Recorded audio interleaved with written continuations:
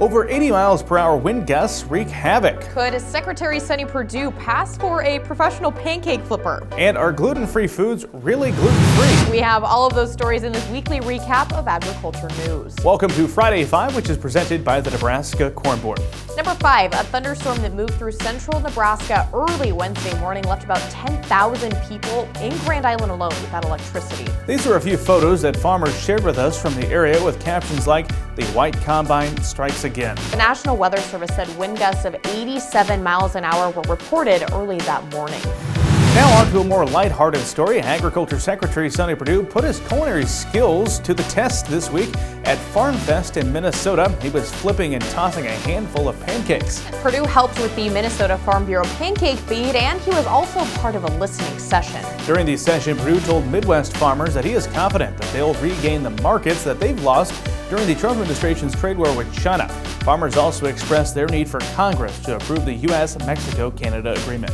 In at number 3, the Goshen Irrigation District says progress on the repairs to the damaged canal and tunnel in Wyoming is moving ahead as expected, but still with many unknowns of the intertunnel damage and its stability. Workers have secured the structure inside the tunnel to about 625 feet from the entrance, but they've encountered dirt and debris from the first and smallest collapse.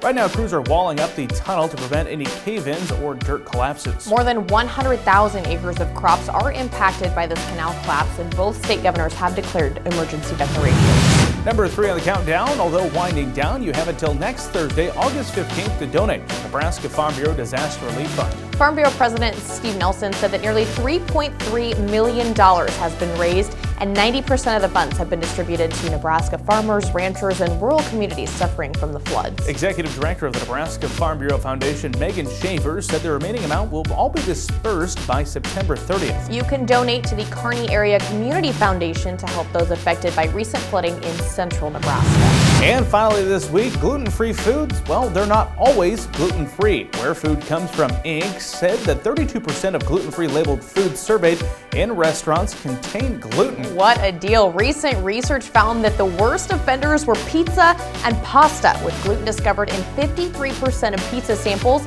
and 51% of pasta samples. Where Food Comes From Inc. said they expect the gluten-free market to explode and double by year 2025. That wraps up this edition of Friday 5, which is presented by the Nebraska Corn Board. Have a great and safe weekend.